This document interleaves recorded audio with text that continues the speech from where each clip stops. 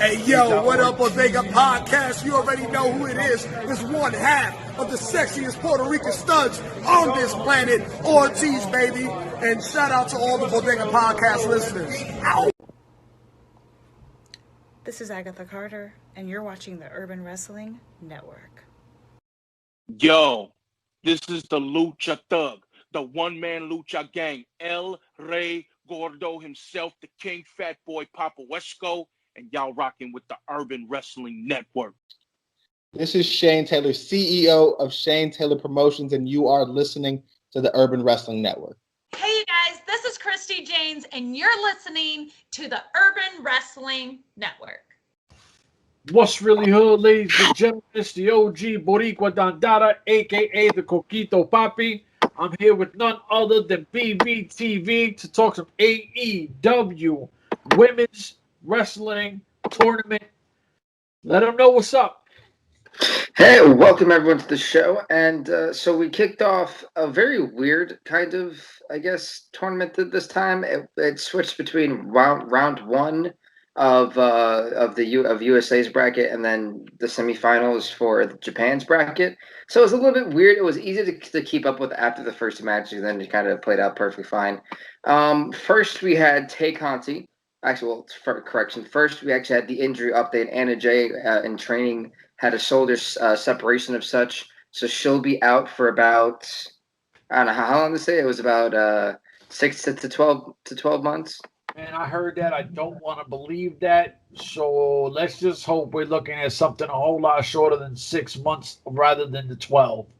Yeah. And then it immediately pans to Maddie Renkowski being put in, as that is a Thunder Rosa's trading, what is it, like apprentice, right? That's something like that. Something like that. Her little protege type of thing. Yeah, so that's a she'll face Dr. Britt Baker in the main event of tonight's show. And then we went straight into Conti versus Nyla Rose. Your thoughts? I absolutely hated this match. Nyla Rose, I seen multiple bad spots that could have been worse. I didn't think they let Conti get enough offense off. It was only towards the very, very end you actually seen her pull some moves out. It was definitely very, very Nyla Rose. This was close to a squash match because they let Nyla Rose just kind of manhandle her and all the other good stuff, and she barely got Conti barely got any kind of offense, and so this was longer than it should have been. They tried to make it not look like it was one-sided by letting her get something at the very tail ends, because it was, for the longest, it was just Nyla Rose just thugging and bugging her. I am not a Nyla Rose fan, not because of anything crazy, but the fact that she cannot wrestle. This is wrestling, and Nyla Rose struggles to wrestle. I'm a wrestling fan, so if you can't wrestle, I'm not a fan of you. Whatever you feel like saying, I wish we could have passed this one, because this match was straight trash. I told you I was going to dissect this match because of how annoyed I was. I have let Nyla Rose for a very long time. All right, she'll get better. It's fine. She's still green a little bit. It's fine. She'll get better. She'll get a lot more smoother, a lot more cleaner. There was a dragon screw that could have potentially completely just fucked her leg. I don't even curse on here. She could have fucking ended her career there. I was beyond livid. This was disgusting. This was not good wrestling. This should not even been on a YouTube channel. This was not even worth it being free, this match. This is a disgrace. If you're a wrestling fan and trying to learn pro wrestling, avoid this match. Unless you want to learn what not to do. She could have not only hurt Conti's collarbone, her neck, her tailbone, could have blew out her leg and a couple other things. Maybe even a broken rib. It was disgusting. I don't even have a bling for you. I have zero. I was absolutely disgusted by this match. And moving forward, because I want to vomit even just thinking about it. Emmy Sakura versus Yuka Sakazaki, easily match of the night. Your thoughts on that? You know what? I thought both of the Japanese side dominated. I thought both of them were really good. I really enjoyed this match for a specific spot, and I know you'll definitely dissect this way better than me. Um, when what was the girl that I like that Evilonte likes? Not the veteran. Which one? Venny from last week, or No. The two are in the match right now. The first match. Not the. Yuka Sakazaki, All right, when she got the tossed magical out girl. when she got tossed out the ring, and then got stomped out for like 30, 40 seconds, and at one point the ref is watching, and the one girl still stomping her out. I was like, "Yo, that's straight savage." The ref is just like, "What do you want me to do? Like, bring friends in so you don't get stomped out." Listen, I'm going to tell you, move for move, both of these women were phenomenal. I was good with either of them winning. Like, when I came into this, I was like, I'm going to pick the girl Evil Onsei likes because, she's a fan of her, and I know the veteran is the veteran. The young girl could use it more. By the end of this match, and I'm not going to say a winner because I want people to watch it. If you say it, that's fine. But I think we won. As fans, this match, I think we won. This was our win because this was a great wrestling match. High flying moves, reversals. It was flawless. What was the crazy where she kept rolling around and she kept putting her Oh, special moves? the rolling Romero special. Woo! You want to talk about extreme, and then she's talking crazy too. Like she's talking ish while doing these moves. Phenomenal work. I want to see how many blings this gets. So I love this match. The one spot that really stood out to me before her getting thugged, Yuka Sakazaki jumped on the ropes, sat herself down on the mid, like her feet were on the mid rope. She sat down on the top rope on the outer side towards the apron, and then the mid rope senton that landed perfectly, like, literally flushed. It was like she got up standing, like yeah. I thought that was pretty cool. Like I said, as Emmy Sakura kind of threw Yuka Sakazaki over to the outside, and she did the smart veteran thing, and basically caught the referee's attention for about a good 25 seconds, and then she's like, "All right, they want to keep beating her up, go right ahead. I guess there are no DQs in Japan. I don't know." They must not be, because she was getting thugged outside that ring, and the ref was watching it too. Tommy, the referee, was like, "No, yo, Tommy, man." Yo, Tommy, what are you doing? You know what? Let me bring this over. Let me talk to Tommy real quick. I had it extended out just to chill and have a good time. Yo, Tommy, last week you upset me. Last week you did some fugazi shit. This week, young lady is being stomped out by two of the goons, and you happen to be looking. And this is while Taz is saying you rock your own clothing, you wear your jewelry, like Tommy's doing his thing out here, and you just did not seem to give two shits that poor woman out there was being assaulted, was being mugged. Tommy, I got something for you, Tommy. I loved when Emmy Sakura did the twisted Vader bomb. A variation of that was flawless. We had, well, I'm not going to say that part, but after the match, Emmy Sakura would then attack Yuka Sakazaki, and the AEW's reigning defending women's champion Hikarushita, who's at commentary, because as you know, they have the Japanese commentary that'll probably come out tomorrow, as well as Dark as it did last week. Hikarushita came down to save Yuka Sakazaki. So that's was the former champion, right? Emmy Sakura? No. Oh no, Riho is the current champion. My fault. Hikarushita was there. Where are you getting Riho from? Oh man, listen, I mess up all these girls' names, man. All right. This match to me was a solid B plus. It was 4 blings. Stop saying the B plus. How many blings does this get, man? 4 blings. Woo! This is the high one. I said the highest you'll ever see me go is 4.5, unless I see match of the year, and then no other match are going to top that after that. So, I think we'll get one in 2021. Yeah, I think so too. I think so. Then we had followed up with that was Hiromizunami versus Aja Kong. As you know, there's a lot of storytelling to this. Aja Kong was Mizunami's second ever opponent in professional wrestling. And at that time, that was 16 years ago, and Aja Kong is a 35 or 36-year veteran, so you can imagine how scary that must have been for the poor young lady.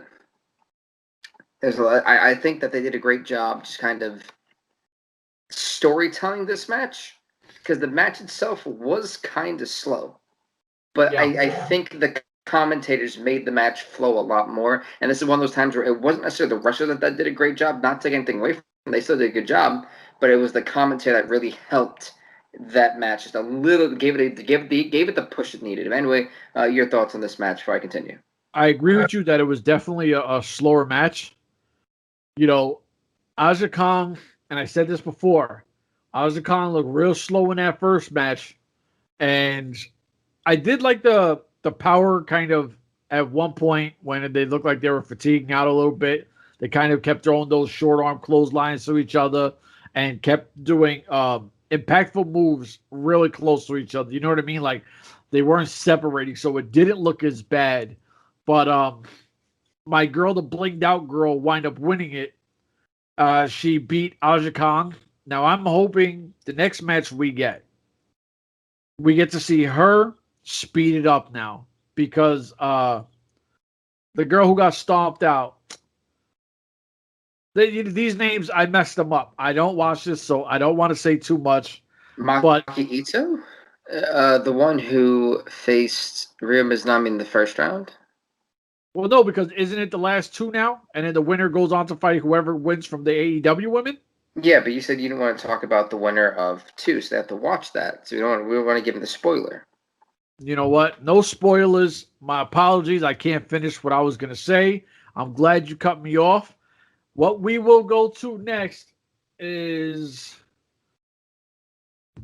this. Wow. You know, I'm gonna talk about the rest of the match. You're forgetting a lot of things here. There was that. I love the fact that this was a one-upping contest.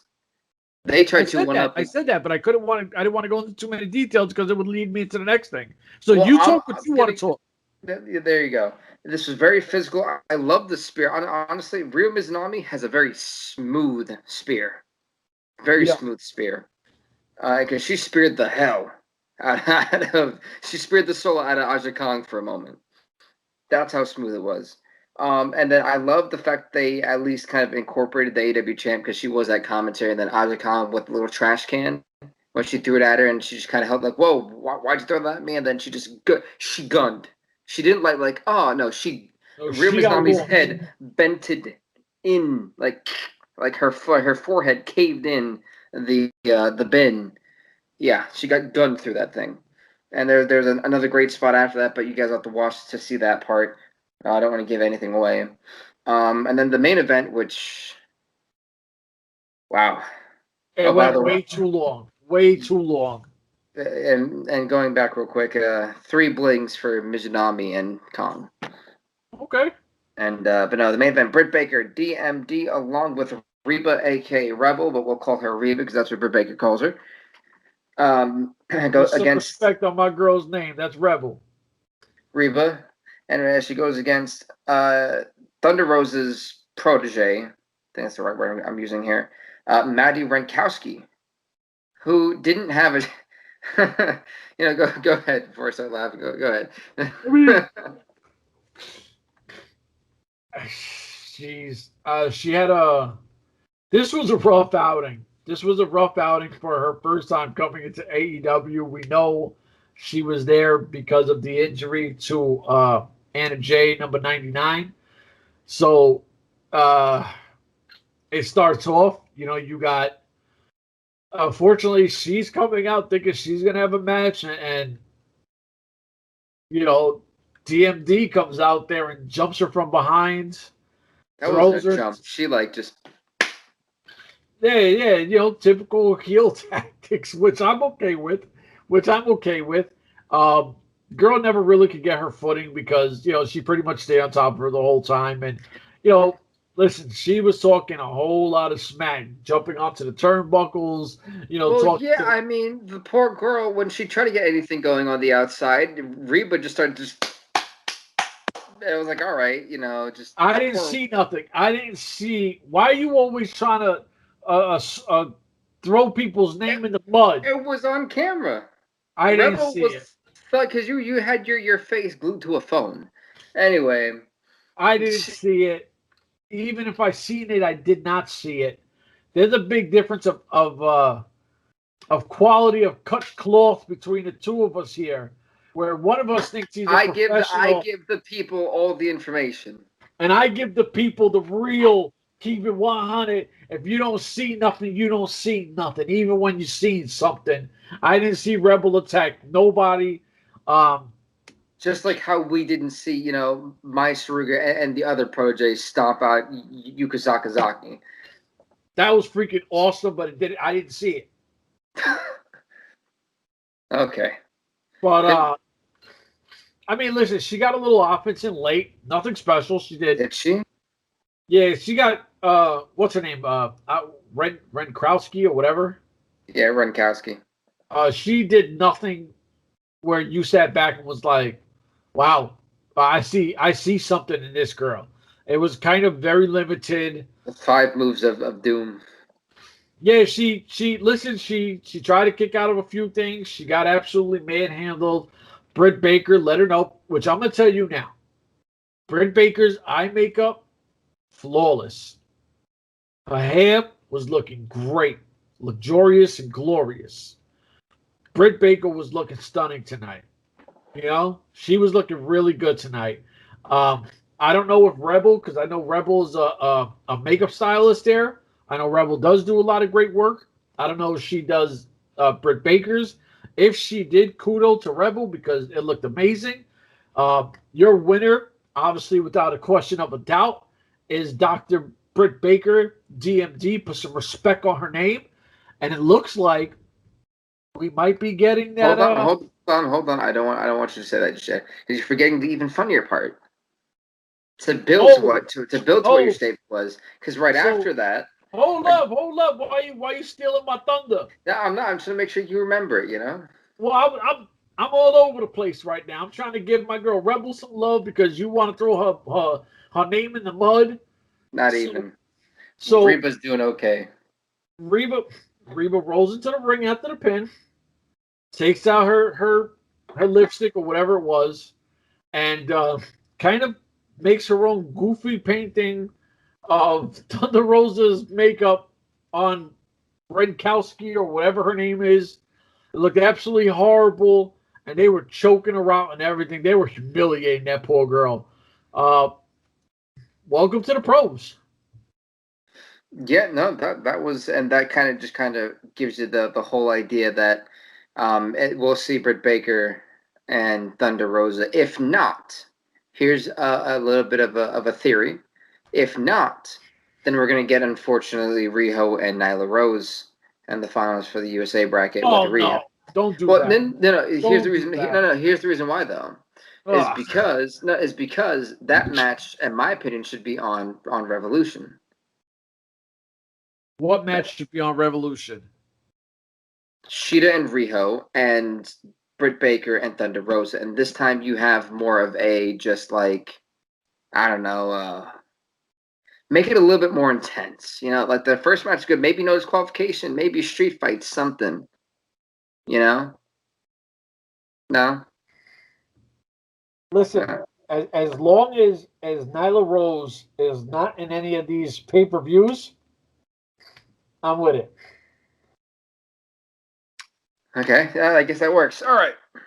That kind of. Oh, and also, the Bleacher Report's gonna have a big night on Sunday. They're gonna see Hikarushita. I didn't write down. It's like a 6-woman tag match. It's a big 6-woman tag match. That'll be there. Riho Thunder Rosa, I think, is on there too, right? Yeah, and Nyla Rose, I think, is going to be on there with Britt Baker. All on. No, that'll be on Dynamite. It don't matter. Listen, you get the point, guys. And you're getting an awesome 6-woman tag match. where Venny's in it. A lot of the girls from the Japanese side are going to be in this match. So they're all from Japan. well, yeah, but you know, Aja Kong's not in it. That's true. That's what I'm saying. Like it's some of these girls and listen, I'm a massive fan of Venny. She has won me over. I definitely want to watch this match just because I want to see. Free on Bleach Reports, not BR Live, just Bleach Report. Look There up you go. AEW. They'll have a video there. So listen, I think we covered everything, right? Yeah. All right. So before I get up out of here, for me, BVTV, and the home and the place to be at Urban Wrestling Network on all social media platforms, and it's www.urbanwrestlingnetwork.com. We out of here.